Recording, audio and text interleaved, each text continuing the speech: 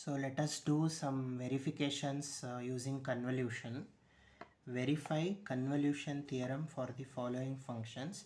So they have given two functions. It's two problems. So any function they can give. I'm taking two examples. So one function is f of t, another function is g of t. It is t and cos t, and it is sin t and e power minus t. So we have to verify convolution theorem for these functions.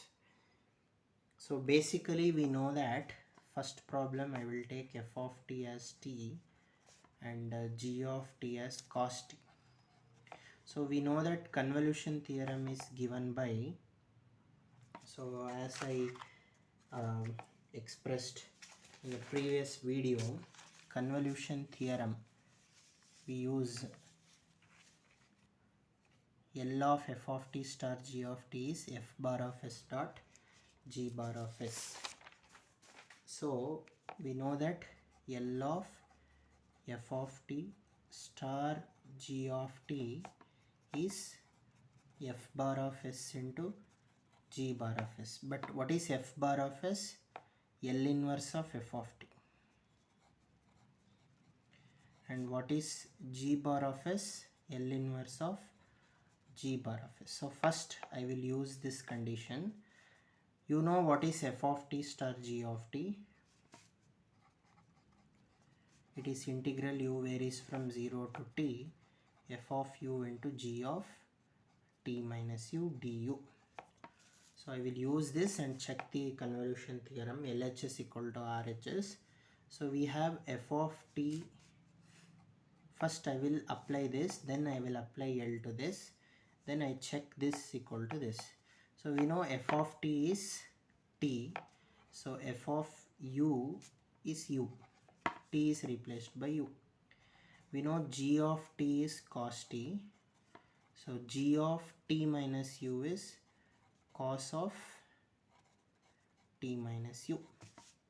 So f of t star g of t is nothing but integral u varies from 0 to t, f of u is u, and g of t minus u is cos of t minus u du. So basically you have to apply Bernoulli's rule here. U into integration of cos is sin of t minus u by minus 1, because coefficient of u you have to use, minus derivative of u is 1, integration of sin is minus cos of t minus u by again minus 1 whole square within the limits 0 to t. So if you apply all the limits, you end up f of t star g of t as 1 minus cos t.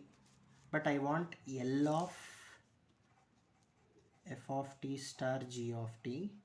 So I will apply L on both sides. So I end up with 1 by s minus s by s square plus 1. I will call it as equation 1. So this is LHS of the theorem. Now RHS, it should be equal to f bar of s into g bar of s. So what is f bar of s? L of f of t. What is g bar of s? L of g of t. So I have f of t here. So here I can find f bar of s, which is Laplace transform of f of t, that is, you know, Laplace transform of t power n. T power n is 1 by s square. Similarly, you have g of t. I can find g bar of s. Laplace transform of cos t is s by s square plus 1. So these product you have to take.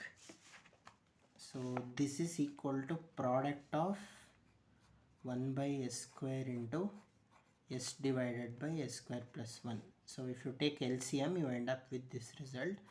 So hence we proved the convolution theorem.